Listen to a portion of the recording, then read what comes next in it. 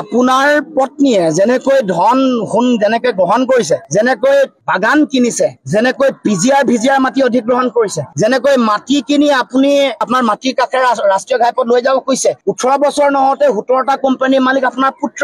এইবোৰ কামতহে আপুনি লাজ পাব লাগে। আপুনি লাজ কিয় পোৱা নাই মই বুজি পোৱা নাই। আপোনাৰ ঘৰততো মাটি খাইটি আছে, এতিয়া আপোনাৰ অফিচাৰো মাটি খাইটি বনাইছে, জুনিয়ৰ মাটি খাইটি, তেওঁলোকক আগতীয়াকে পঠাই দিয়ে। এগৰাকী মহন্ত এগৰাকী কাজকটীয়া, গতিকে লাজটো আপুনি পাব লাগে। আপোনাৰ ল'ৰা আৰু ছোৱালী আছে, সমগ্ৰ অসমৰ মানুহক আপুনি আপোনাৰ পত্নীক বদনামী কৰিছে। এতিয়া আপোনাৰ পুত্ৰ আৰু কন্যাৰ যাতে পাপৰ ফল নালাগে, মই ভগৱানৰ ওচৰত প্ৰাৰ্থনা জনাইছো, তেওঁলোকৰ যাতে পাপ নালাগে। তাৰ কাৰণে আপোনাৰ দিনত আপোনাৰ ভাল কামৰ আৰু খতিয়ান দিছো নহয়। আপুনি গৰু সিন্ডিকেট চলাই আছে, আপুনি চুপাৰী সিন্ডিকেট চলাই আছে, আপুনি কয়লাৰ সিন্ডিকেট চলাই আছে, ড্ৰাগছৰ সিন্ডিকেট বন্ধ কৰিম বুলি মদৰ দোকান বহাইছেতো আপুনি। আপুনি ভাল কাম কৰিছে, চৰিত্ৰ পাঠৰ কিতাপ এখন আপুনি ল'ৰা ছোৱালীবোৰক পঢ়িবলৈ দিছে, এইটো ভাল কাম কৰিছে। কিন্তু আপোনাক সোঁৱৰাই দিছো যে চৰিত্ৰ পাঠখন আপুনিও পঢ়ক, নহলেনো আপুনি শিক্ষকসকলক ইমান বেয়াকে অপমান কৰে নে? অন কেমেৰা অপমান কৰিছে, অসমৰ জ্যেষ্ঠ ব্যক্তিসকলক আপুনি অপমান কৰে, আপুনি মহাবিদ্যালয়ৰ অধ্যক্ষক, অৱসৰপ্ৰাপ্ত অধ্যক্ষক আপুনি বেয়া ব্যৱহাৰ কৰে। মুখ্যমন্ত্ৰীক ক'ব খুজিছো যে লুৰিণজ্যোতি গগৈৰ অভিধানত আত্মসমৰ্পণ শব্দটো নাই। আপুনিহে বাৰে বাৰে বিভিন্ন সময়ত আত্মসমৰ্পণ আৰু বিশ্বাসঘাতকতা কৰি আহিছে। লুৰিণজ্যোতি গগৈয়ে বিগত সময়ছোৱাতো কাৰো ওচৰত আপোচ কৰা নাই, আত্মসমৰ্পণ কৰা নাই। আহি থাকিব লগা দিনসমূহতো যেতিয়ালৈকে জীয়াই থাকিম, না কাৰোবাৰ ওচৰত আত্মসমৰ্পণ কৰিম, না কাৰোবাৰ ওচৰত আঁঠু ল'ম, না কাৰোবাৰ ওচৰত আপোচ।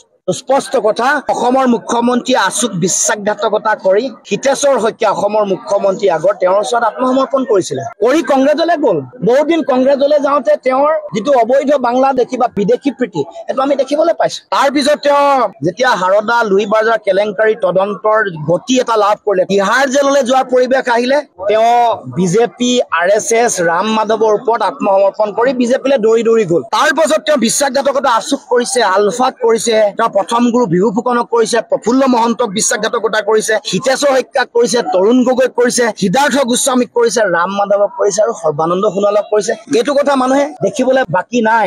আপোনাৰ দিনত 27খন টোলগেট অসমত গঢ়িব খুজিছে, 9খন আছে আৰু 18খন বনাই আছে। 64 লাখ স্মাৰ্ট মিটাৰ আম্বানীৰ হাতত অৰ্পণ কৰিছে, 64 লাখ পৰিয়াল। তাৰ লগে লগে 55 বছৰৰ কাৰণে বিমান বন্দৰ আদানীৰ হাতত আপুনি দি দিলে। তাৰ লগে লগে আপোনাৰ দিনত 31 লাখলৈ নিবনুৱা বৃদ্ধি হ'ল। আপোনাৰ দিনত ধাৰ 1,74,000 বৃদ্ধি হৈছে।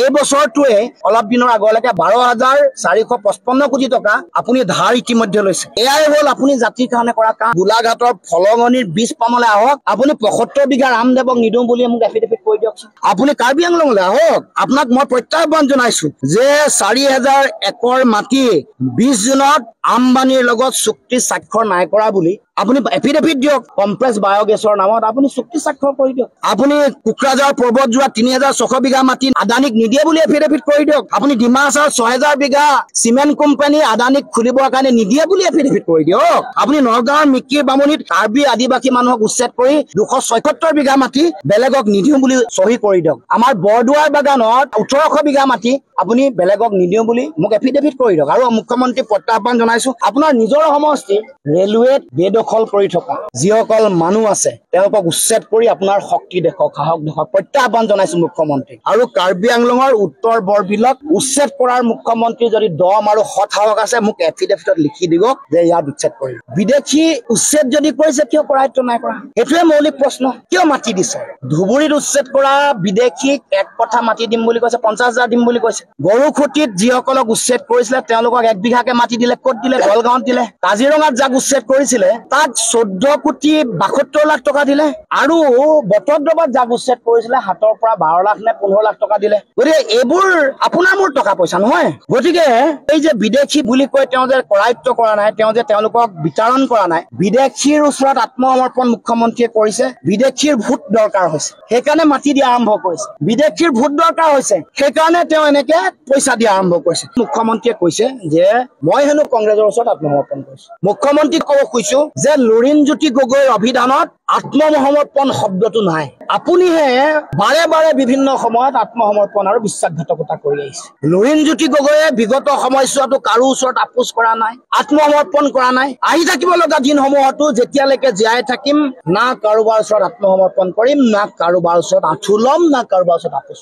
স্পষ্ট কথা আমি কংগ্ৰেছৰ কাষত সহৱস্থান কৰিছো কেৱল মাত্ৰ জাতীয় স্বাৰ্থৰ কাৰণে যুঁজ দিবৰ কাৰণে দেশৰ যিটো পৰিৱেশ পৰিস্থিতি য'ত দেশত বাইপলাৰ মোড অফ ইলেকশ্যন চলিছে ভোট বিভাজন ৰোধ কৰিবৰ কাৰণেহে আমি কেৱল মাত্ৰ সহৱস্থান কৰিছো সেইকাৰণে মুকলিমূৰীয়াকে ক'ব পাৰো কংগ্ৰেছৰ লগত আমাৰ আদৰ্শৰ অমিল আছে আমাৰ দৰ্শনৰ অমিল আছে আমাৰ চিন্তা দৃষ্টিভংগী আদৰ্শ আৰু দৰ্শন নিজে আগবঢ়াই লৈ গৈও আমি বিজেপিক পৰাভূত কৰিবৰ কাৰণেহে তেওঁলোকৰ লগত থিয় হৈছো অসমৰ মুখ্যমন্ত্ৰীয়ে কেনেকে আত্মসমৰ্পণ কৰিছে সেইটো কথা যদি আপোনালোকে চাই দেখিব ইতিহাসৰ পৃষ্ঠাৰ লুটিয়া চালে দেখিব যে অসমৰ মুখ্যমন্ত্ৰীয়ে আচুক বিশ্বাসঘাতকতা কৰি হিতেশ্বৰ শইকীয়া অসমৰ মুখ্যমন্ত্ৰী আগৰ তেওঁৰ ওচৰত আত্মসমৰ্পণ কৰিছিলে কৰি কংগ্ৰেছলৈ গ'ল বহুদিন কংগ্ৰেছলৈ যাওঁতে তেওঁৰ যিটো অবৈধ বাংলাদেশী বা বিদেশী প্ৰীতি সেইটো আমি দেখিবলৈ পাইছো কেনেকে কি কাম কৰিছিলে কি নকৰিছিলে তাৰ পিছত তেওঁ যেতিয়া হাৰদা লুই বাজাৰ কেলেংকাৰী তদন্তৰ গতি এটা লাভ কৰিলে তিহাৰ জেললৈ যোৱাৰ পৰিৱেশ আহিলে তেওঁ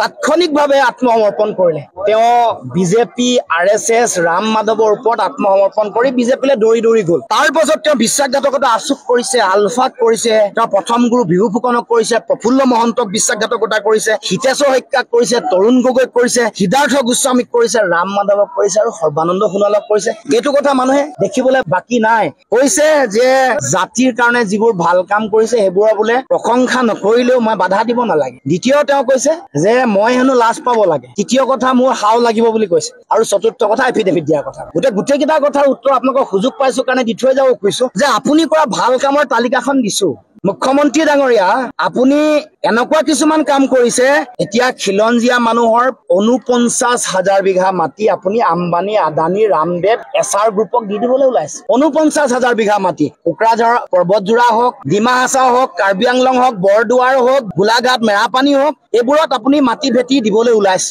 আপোনাৰ দিনত ৮,০৬৬খন বিদ্যালয় মৃত্যু হৈছে আপোনাৰ দিনত জন্ম হৈয়ে মৃত্যু মুখত পৰা সন্তানৰ যিটো হাৰ এইটো ভাৰতবৰ্ষৰ সকলো ৰাজ্যৰ ভিতৰত আটাইতকৈ বেছি এভাৰেজ হাৰতকৈ বেছি বেলেগ ৰাজ্যবোৰত যিটো গড় হাৰ সেইটো ২০ গৰাকী মানুহ মৃত্যু মুখত পৰে আপোনাৰ ইয়াত ২২ গৰাকী মৰে ০ৰ পৰা ৫ বছৰত মৃত্যু মুখত পৰা শিশুৰ সংখ্যা দেশত ৩০ গৰাকী আপোনাৰ অসমত ৩৫ গৰাকী মৰে ড্ৰপ আউট ছাত্ৰ ছাত্ৰীৰ সংখ্যা দেশৰ ভিতৰতে অসমৰ স্থান দ্বিতীয় এইবোৰ আপুনি কৰা কামৰ উদাহৰণ মই দিব খুজিছো এয়া আপোনাৰ ভাল কামৰ উদাহৰণ আপুনি আপোনাৰ দিনত ২৭খন টুল গেট অসমত গঢ়িব খুজিছে ৯খন আছে আৰু ১৮খন বনাই আছে ৬৪ লাখ স্মাৰ্ট মিটাৰ আম্বানী হাতত অৰ্পণ কৰিছে ৬৪ লাখ পৰিয়াল তাৰ লগে লগে ৫৫ বছৰৰ কাৰণে বিমান বন্দৰ আদানী হাতত আপুনি দি দিলে তাৰ লগে লগে আপোনাৰ দিনত ৩১ লাখলৈ নিবনুৱা বৃদ্ধি হ'ল আপোনাৰ দিনত ধাৰ ১,৭৪,০০০লৈ বৃদ্ধি হৈছে এই বছৰটোৱে অলপ দিনৰ আগলৈকে ১২,৪৫৫ কোটি টকা আপুনি ধাৰ ইতিমধ্যে লৈছে এয়াই হ'ল আপুনি জাতিৰ কাৰণে কৰা কাম উৰিয়াম ঘাটত তেওঁ উচ্ছেদ কৰিছে মোক কৈছে